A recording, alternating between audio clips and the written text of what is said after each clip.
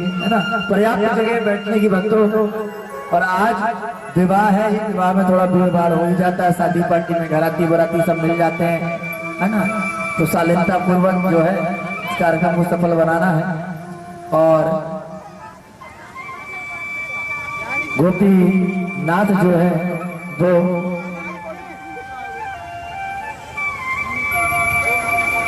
गोपेश्वर भगवान वृंदावन में विराजमान। अब एक बार समस्त ब्रजवासी गोविंद के साथ देवी पूजन करने अंबिका वन में गए। देवी माँ की खूब पूजा की, सरस्वती नदी में स्नान किया, रात्रि में जागरण करके देवी माँ के गीत गाए। पर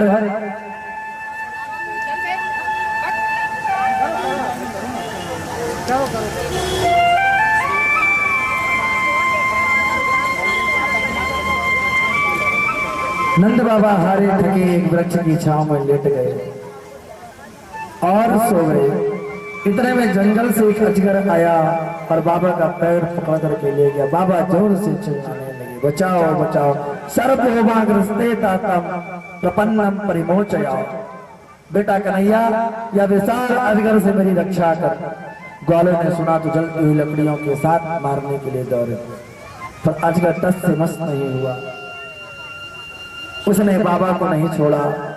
प्रभु ने जब दौड़ करके उस अजगर पर पाद प्रहार किया, सो अजगर, मेरा आप सभी से निवेदन है, इस कथा को सिर्फ हम और आप श्रवण नहीं कर रहे हैं भक्तों, कई राज्यों में इस कथा का प्रसारण हो रहा है। और आप सभी इस कैमरे के सामने से जब निकल जाते हैं ना, तो कमेंट बॉक्स पर जो लोग कथा देख रहे हैं यूट्यूब में, वो लोग ये कहते हैं कि महाराज जी, कमेंट करके लिखते हैं कि ये क्या चल रहा था।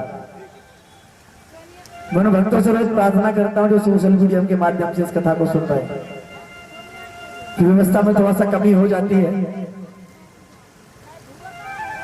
मेरा आप सभी से निवेदन है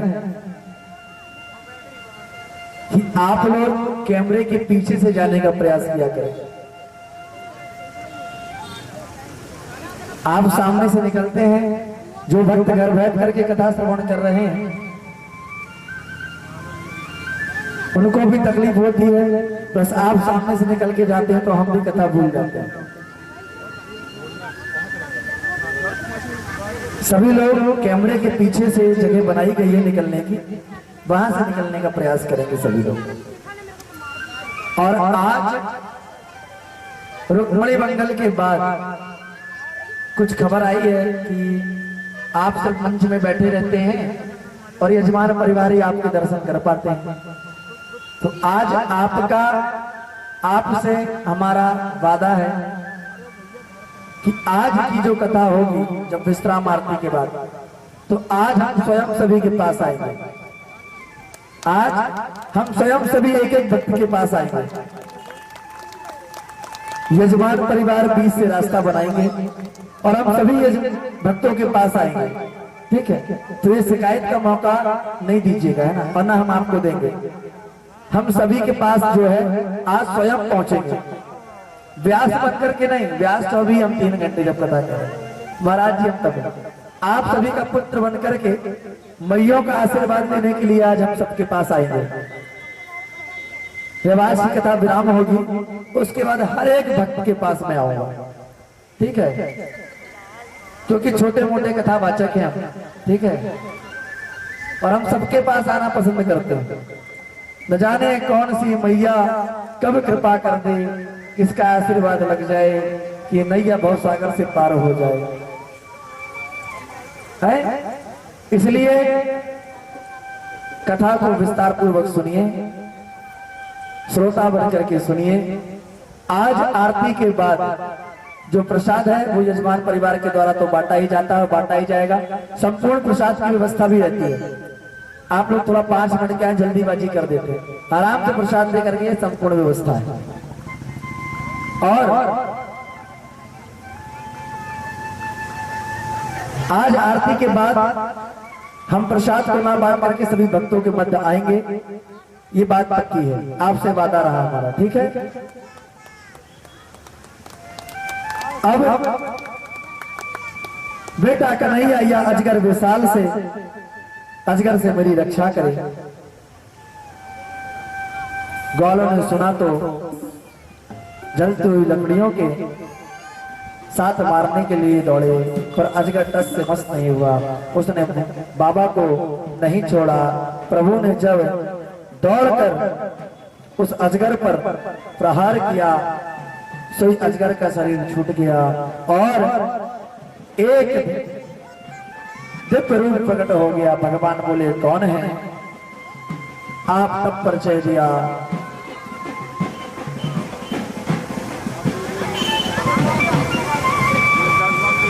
अहम विद्याधरम कश्चित् सुदर्शनम इति श्रुता स्त्रिया सर्वरूप संपत्त्या विमानेना चरम दिशा। महाराज मैं विद्याधर हूं, मेरा नाम सुदर्शन है। मैं बहुत सुंदर था, पर मेरी सुंदरता ही मेरे लिए अभिशाप है। मैं सुंदरता के अहंकार में भरा हुआ हमेशा लोगों का अपमान किया करता था। कोई थोड़ा भी बदसूरत मिले उसका उपहास करने लगता था। एक दिन एक काली कलूटी से पाया बाबा 3-4 जगह से टेढ़े ठुमका सा मारते लहराते जा रहे थे। मैंने देख करके उनका मजाक उड़ाने लगा। महाराज जी की चाल देखो कितनी गजब की है। महाराज जी थोड़ी देर तक तो सुनते रहे, जब ज्यादा सहन नहीं हुआ तो मुझसे कुपित होकर के बोले, ए मूर्ख, तू मेरी चाल और मेरी हालत पर क्या हंसता है? जा, मेरा श्राप है, तू भी सर्प बन जा, तू भी मेरी तरह लहरा लहला करके नाचेगा। सोई मैं चरणों में गिर करके गिड़गिड़ाया और रोया। तो बाबा ने कृपा की और कहा, जाओ तुम्हारा कल्याण स्वयं परमात्मा करेंगे। आज मुझे लग रहा है प्रभु उस संत ने मुझे श्राप दिया है, आशीर्वाद दिया। जिन चरणों का ध्यान करते करते ब्रह्मादिक देवता एक झलक को तरसते हैं, उस संत ने एक साफ से उन चरणों तक पहुंचा दिया। प्रभु आज साक्षात नारायण के चरण स्पर्श से मेरे सारे अशुभ अमंगल समाप्त हो गए हैं।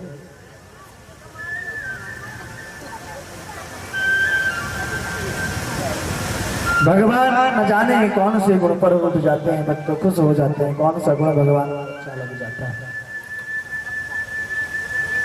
एक गोपी कहती है, आखिर हमारे प्यारे गोविंद ने ये बांसुरी सीखी कहां से है, संगीत सीखा कहां से है? किसी से तो सीखा होगा। दूसरी बोली, मुझे तो नहीं मालूम, किसी संगीत विद्या में पढ़ने जाते हो। मैंने तो नहीं सुना ना कभी देखा कि ये किसी गुरु जी के पास बैठ करके संगीत की दीक्षा लिए हो, बांसुरी की धन की दीक्षा लिए हो, शिक्षा लिए हो, तो फिर इन्हें ये बंसी बजाना कहां से आ गया? एक बंसी बोली, एक गोपी बोली, वेणुवादम और निज शिक्षा, ये सारा ज्ञान हमारे गोविंद के पेट में भरा है। निज शिक्षा स्वकीय ज्ञान है, ये किसी के पढ़ने लिखने से नहीं आता। इनके भीतर ज्ञान का भंडार है। 64 कलाओं से जो युक्त है वो कन्हैया किस कला को नहीं जानता।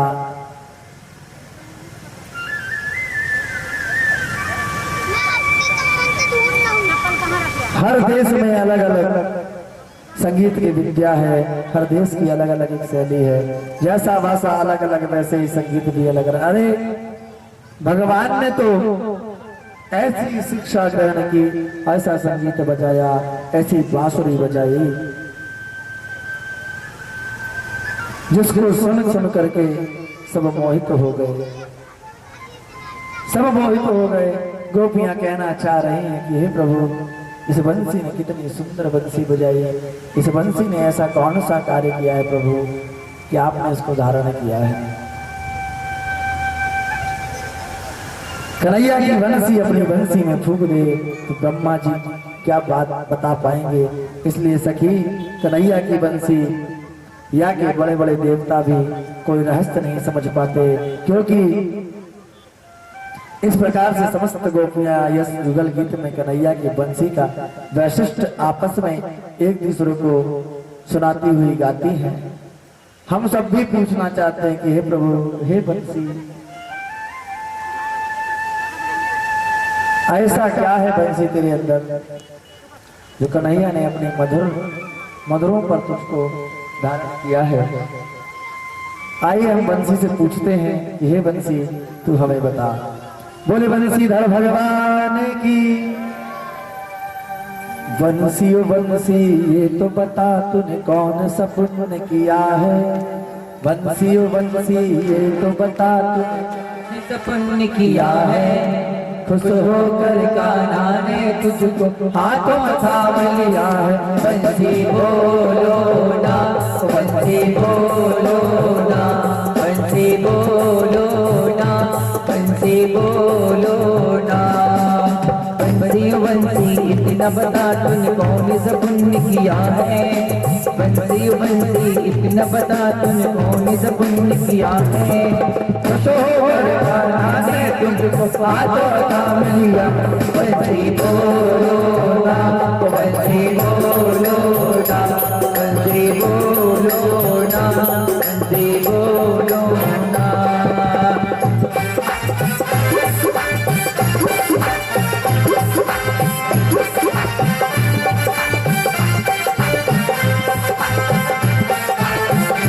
जय हरि।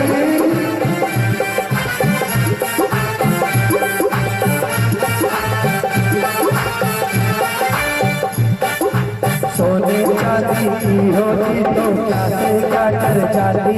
अरे सोने चांदी की होती तो क्या से क्या कर जाती। सोने चांदी की होती तो क्या से क्या कर जाती। पास की हो करके तुम्हें हमको इतना कर पाती। सबको बस में करने वाली हो,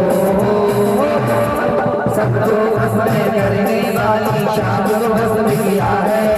सबको बस में करने वाली शाम को बस में किया है। खुश होकर कान्हा ने तुझको हाथों थाम लिया।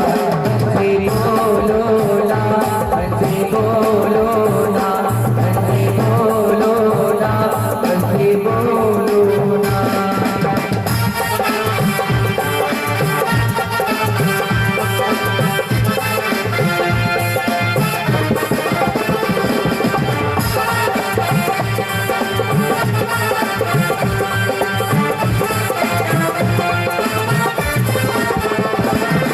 पीपल की छैया में गाना बेटा बंसी बजाए। पीपल की छैया में गाना बेटा बंसी बजाए। दादा धैया दादा धैया राधा राजत आए। निसारे कर सरे कर सरे, निसारे कर सरे कर सदा, निसारे कर सरे कर सरे, निसारे कर सरे कर सदा। पीपल की छैया में गाना बेटा बंसी बजाए। दादा धैया दादा दादा आए। मुरली की धुन जिसने सुनी है हो, खुश होकर कान्हा ने तुझको हाथों थाम लिया। बंसी बोलो ना, बंसी बोलो ना, बंसी बोलो ना, बंसी बोलो ना।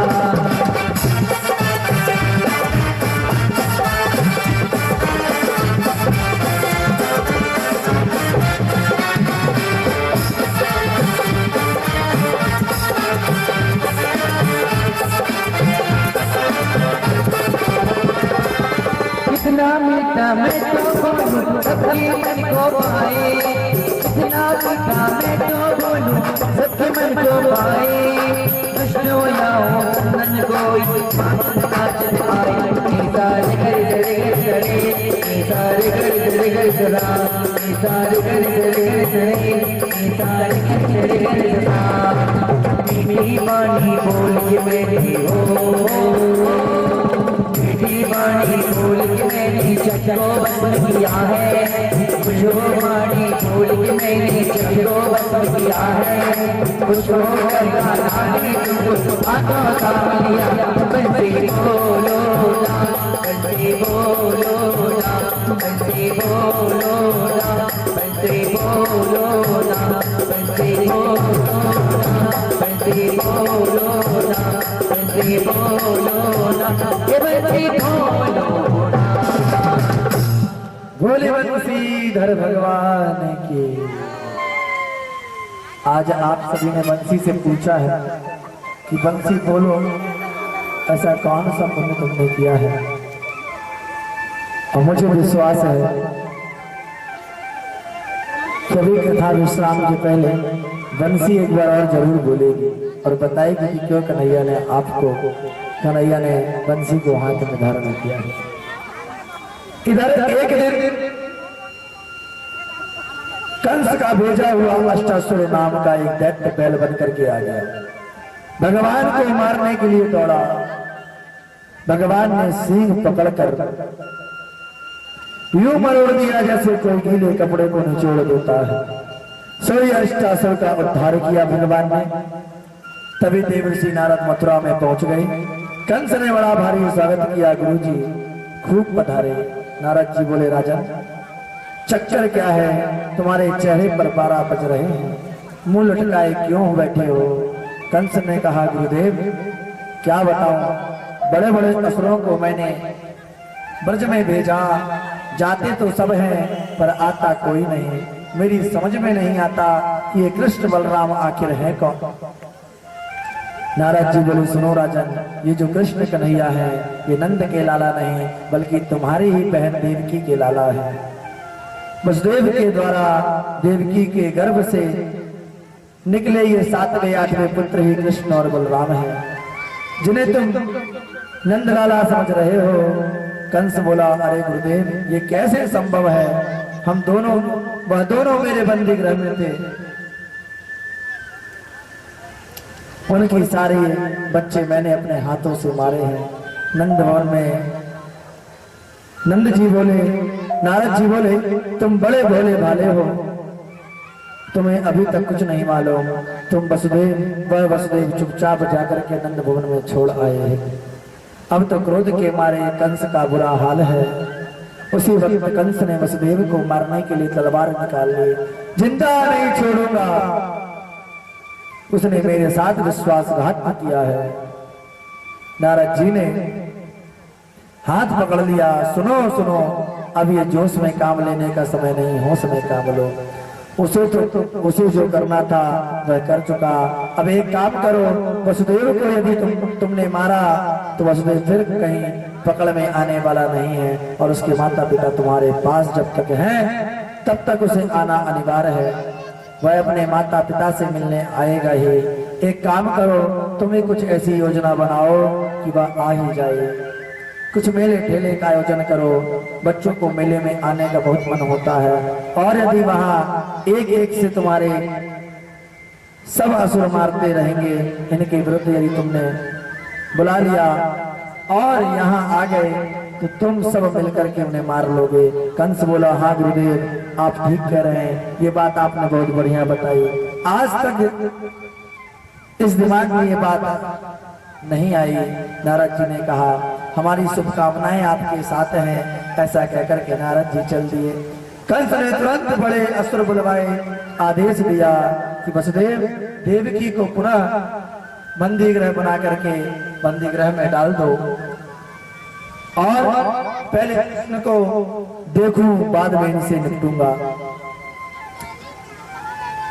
अब इन्हें कैसे बुलाया जाए, कौन लेने जाए, ये जरा सोचने वाली बात है। केसी नाम का दैत्य बोला, महाराज एक बार मुझे मौका मिल जाए तो अच्छा होता। कंस बोला, अच्छा भाई एक मौका तुम्हें भी दिया। केसी दैत्य चल पड़ा, और जैसे ही केसी यमुना के तट पर पीला करके गोविंद को खा जाने के लिए दौड़ा, घोड़ा बन करके मुंह फाड़ करके दौड़ा कि भगवान ने मुष्टा का बांध करके पूरा हाथ ही उसके मुंह में डाल दिया, और केसी का एक मुक्के में ही कल्याण हो गया। कंस ने तुरंत निर्णय लिया कि अब कृष्ण बलराम को लाने के लिए मैं अक्रूर जी को भेजूंगा। ये उनके चाचा लगते हैं। दूत को भेज करके अक्रूर जी को बुलवाया गया और कंस ने बुलाया है ये जान करके अक्रूर जी पहले तो बहुत घबराए, फिर डरते डरते गए। हे भगवान, न जाने क्या संकट आने वाला है, दुष्ट ने हमें याद किया है। पर जैसे ही दरबार में प्रवेश किया, ये सब दरबारियों के साथ खड़े होकर के कंस ने आगे बढ़ करके अक्रूर जी का अभिवादन किया है। आइए आइए मित्र, तुम तो हमें बिल्कुल ही भूल गए हैं।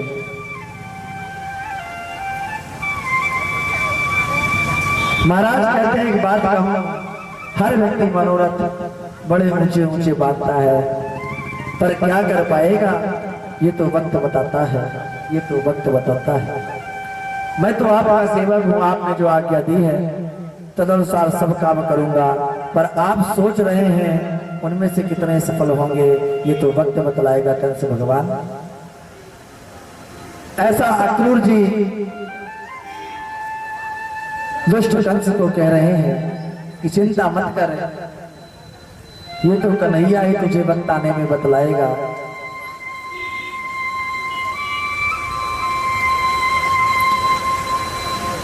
यूं कहकर के अक्रूर जी चल पड़े। अपने भवन में रात्रि विश्राम किया है अक्रूर जी ने और प्रातः काल की होते ही श्री धाम वृंदावन को चल पड़े हैं।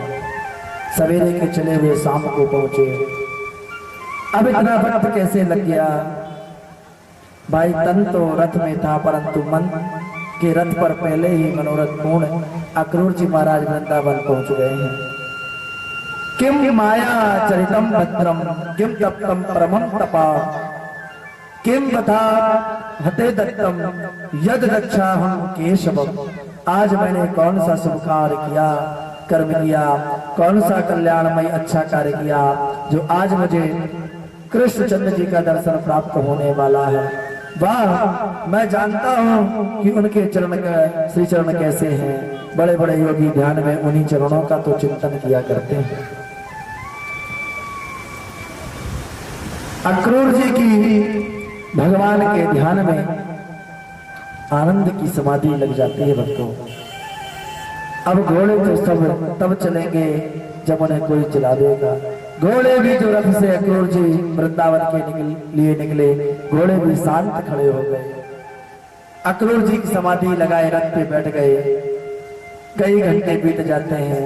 जब होश आता है तब फिर घोड़े हाँकते हैं और घोड़े जहां चार कदम चले फिर समाधि लग जाती है। परिणामतः शाम को पहुंच पाए। सूर्य अस्त हो गया। पहुंचते पहुंचते गौचारण करके गोविंद वापिस आए ही थे। गायों के पीछे पीछे चलते हैं, इसलिए भगवान के सुंदर सुंदर चरण चिन्ह पृथ्वी पर अंकित होते चले जा रहे हैं।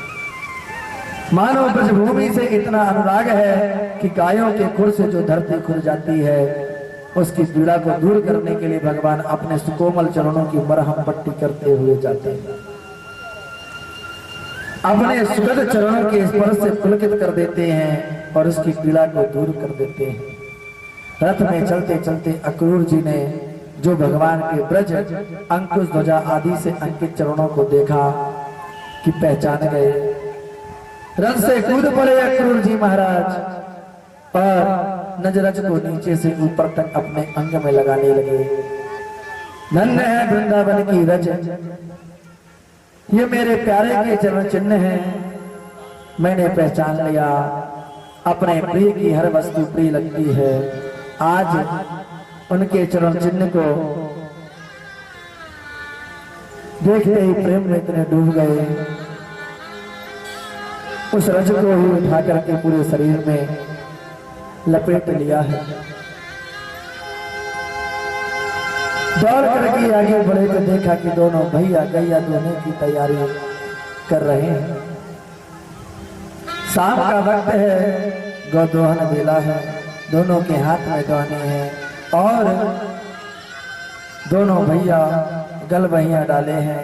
कन्हैया के श्याम गुण का पीताम्बर लहरा रहा है और दाऊ जी के गौर गुण का लीलांबर लहरा रहा है। ददर्शम कृष्णम रामम चाव्रजे गोदनम गतो।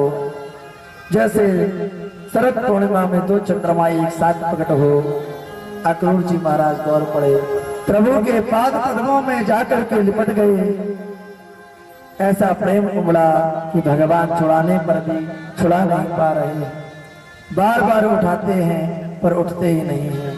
प्रेमा आंसुओं से भगवान के चरणारविंदों का प्रक्षालन ही कर दिया। प्रभु ने जैसे तैसे उठा करके हृदय से लगाया। दाऊ भैया भी अक्रूर चाचा के प्रेम को देख करके गदगद हो गए। दोनों भैया हाथ पकड़ करके प्रवृत्त होकर के ले चलो चलो चाचा जी आ गए, चाचा जी आ गए। बड़े प्रेम के साथ हाथ पकड़ करके भीतर ले गए। नंद बाबा ने दौड़ करके अक्रूर जी से भेंट की। भगवान ने दिव्य आसन पर उन्हें बिठाया है। प्रागचला विधिवत पादा प्रक्षालन किया, यानी पैरों को धुलाया है। गौ माता का दर्शन कराया।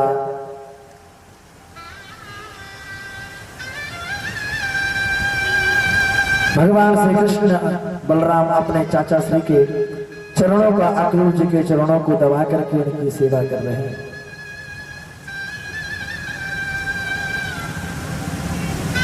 अक्रूर जी के तो आनंद का परिवार नहीं रहा भक्तों। और ये बात सत्य है, भक्त जितना सोच नहीं पाता उतना प्रभु उसे आदर और स्नेह से दे देते हैं।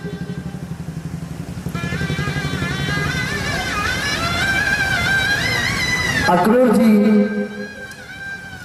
एकांत पाकर के भगवान ने पूछा, चाचा अब बताइए कि मथुरा में सब कुशल तो है ना?